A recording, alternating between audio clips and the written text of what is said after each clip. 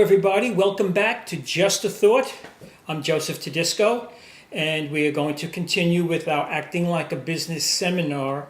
And today will be session 12, in which we will cover print and the ever-confusing plus 20.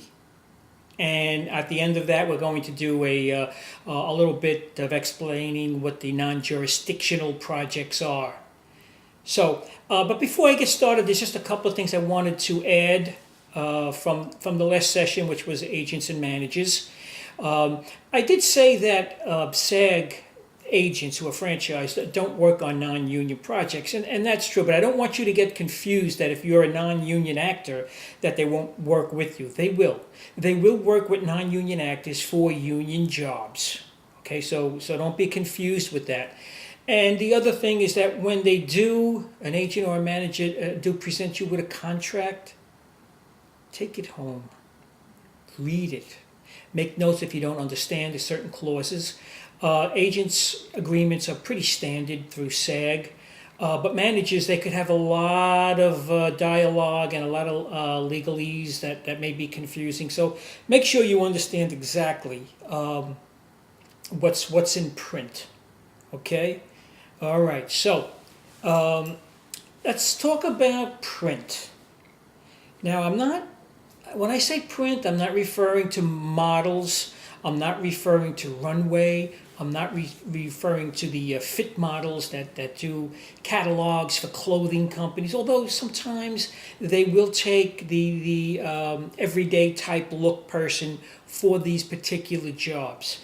Pretty much print is used for billboards, for companies to advertise on billboards, on buses, on all the ads you may see on taxi cabs, et cetera, and a lot of times for magazines, for major companies, for Verizon, for Coke, for shoes, for eyeglasses, for pharmaceuticals, which appear in a lot of magazines. So the print aspect of this business can be very lucrative at times. They can pay quite a bit of money. There is no regulation on print. There's no union. There is no organization that will help you. It's all up to your manager or an agency that you may be working to book these print ads. Most agents will not work on print. SAG agents will not work on print for a few different reasons, which may become self-evident as I keep talking. But there are print agencies that will work with actors for these print jobs. Managers may or may not. They can. Certain management companies might be a full service. My manager and the company he's with is a full service company where they will handle print and legit, but they have different people handling it. So the print it sometimes has a certain expertise. And a lot of the print does not appear on the breakdowns. A lot of it is making connections where the manager or the person in the agency who's working with the actors for print will have personal relationship with the casting people or photographers that are looking to cast talent for the print ads. So they do appear on the breakdowns, but not as a general rule. So when you're called in for print, you're going to go to a GO-SEE. That's a GO-SEE. And what that is, it's sort of like their audition, but pretty much you're just going to go there. They're going to take Polaroids of you, or photographers going to take pictures of you, may ask you to smile or look a little sad, or try to be suggestive as to what the agency wants the ad to look like. And they pretty much book off that. And what they'll do is if they like you, they'll let your representation know that you are on hold on a first refusal, and we all know what a first refusal is, as was explained in a previous session. And again, you're committed to doing that until you're either released or they book you. So print it's a whole different aspect of of acting. It's really look more than anything else. Certain people have a certain act. They could just look a certain way on cue and very photogenic, and they can give the agency exactly what they're looking for. So when you book, but before I even do that, be careful of stock photography print. It doesn't usually pay a lot, but what you do is you relinquish your rights to that photo in perpetuity, which means forever. A lot of print jobs will have a certain length to its contract, and then it will actually re-up if they wanted. They renegotiate for an additional length of time. They'll also negotiate being exclusive for that particular product, and they will usually pay you extra money for an exclusive agreement in that the product or from the agency or the company. So knowing that, when you book a print job, and I think this is where actors get a little confused as to the plus 20. Yeah, plus 20. A lot of actors are so, it took me a while to figure this out, and a lot of actors still don't understand it. And I got news for you. A lot of managers and agents still don't understand it. Let me say this right up front, and so that you understand.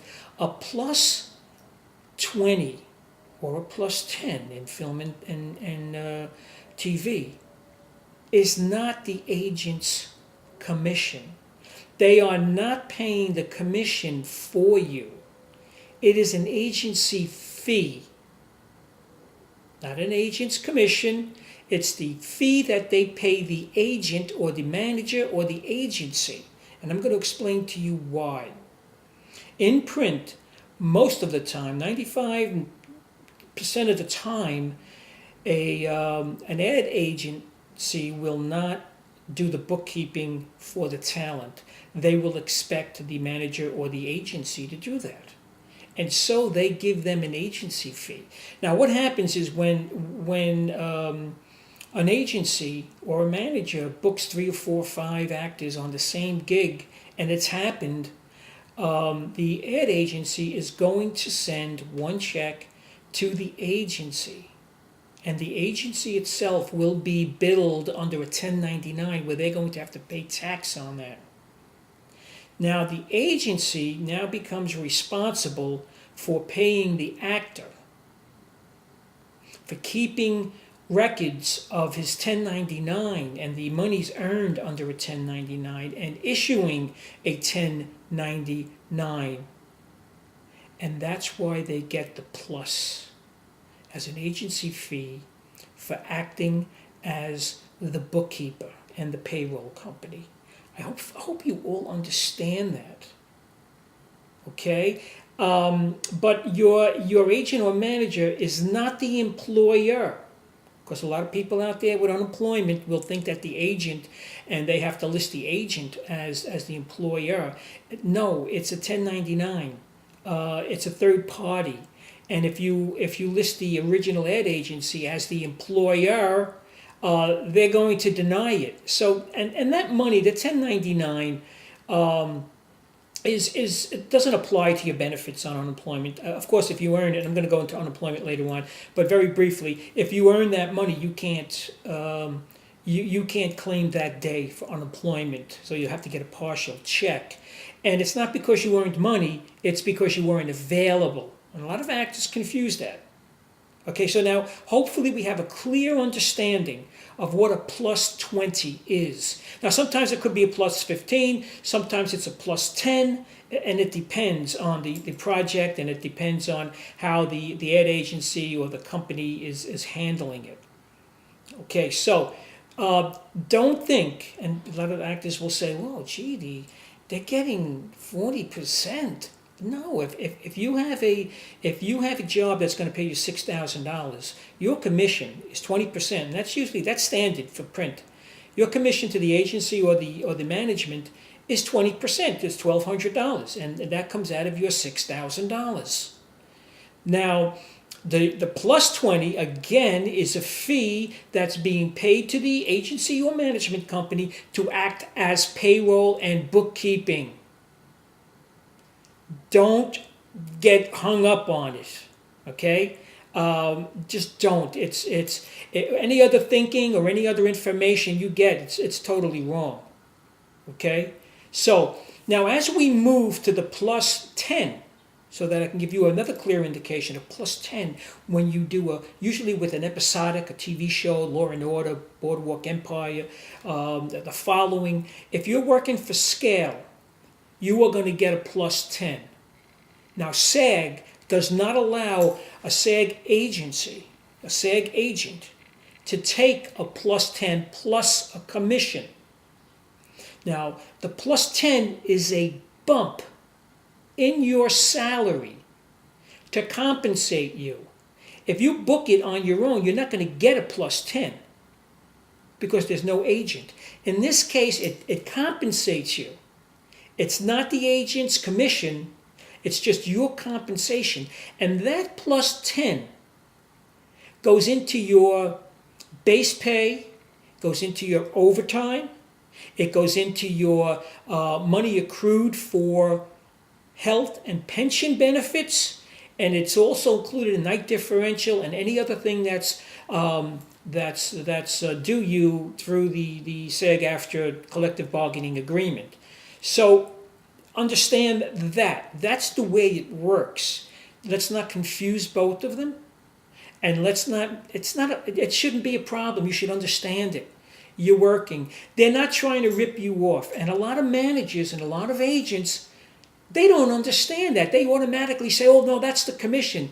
It's not the commission. Please understand that, okay? Yeah, you'll create all sorts of problems, all right? Okay, so hopefully we understand that. I also want to just address something else that a lot of actors may be confused with, and that's non-jurisdictional work. You know, representation, agents and managers, as well as ourselves as actors, well, we make that whatever seems to fit the situation for the moment that we possibly can work on a project and justify actually breaking the Global One rule that SAG-AFTRA has. SAG-AFTRA has a Global One a rule which says that you cannot work on any project without it being a SAG signatory and approved by SAG. You cannot, let me repeat that, you cannot work on any project, whether it be a commercial, a film, a short film, a student film, a music video. There are music video contracts with SAG. A lot of people will say, oh, well, it's only going to be shown in Spain. No, you cannot work on that. Well, what if they're taking me like to Uruguay? I mean, I've seen it to work on this project. They say it's non-jurisdictional.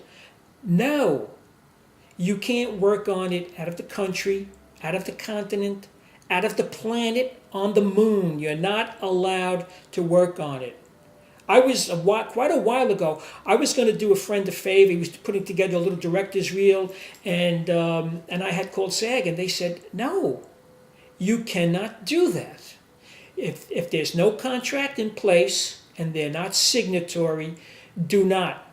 You cannot and you must not work on it. But we know better.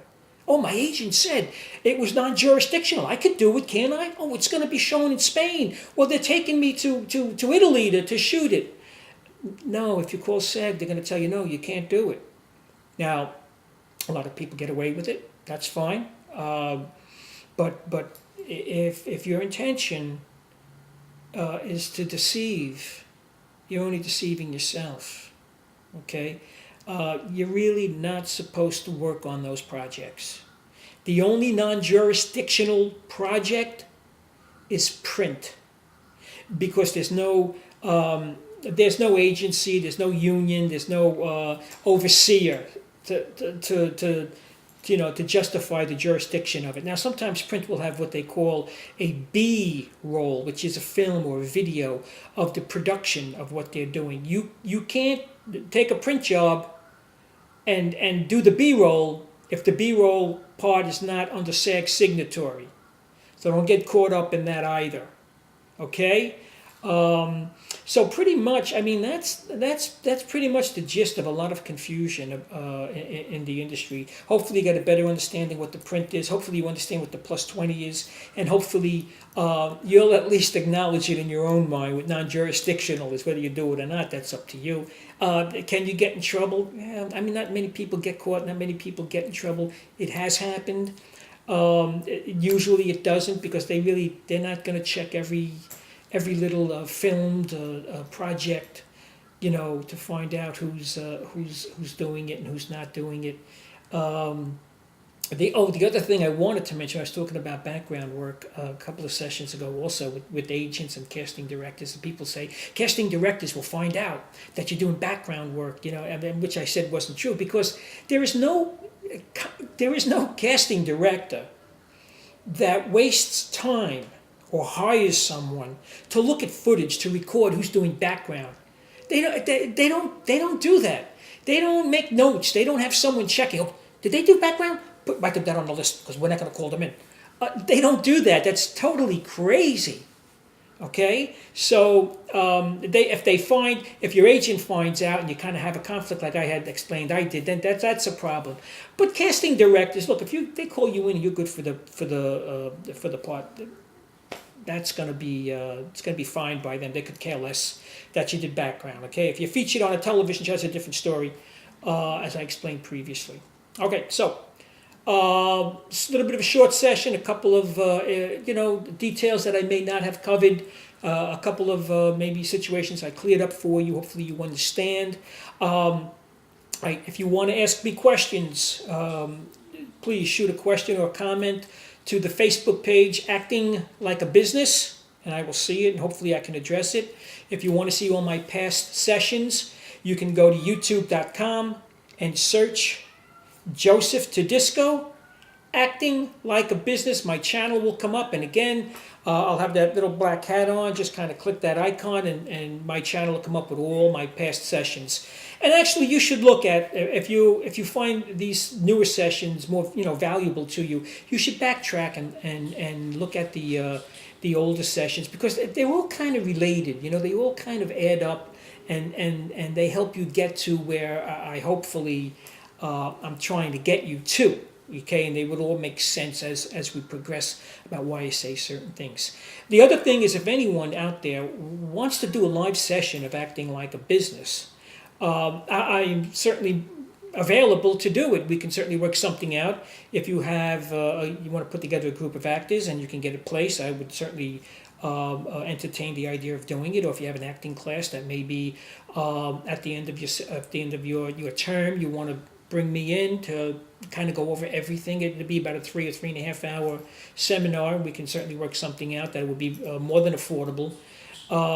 Shoot me, a request, inbox me on Acting Like a Business face page, or if you want to, message me on Facebook, Joseph Tudisco.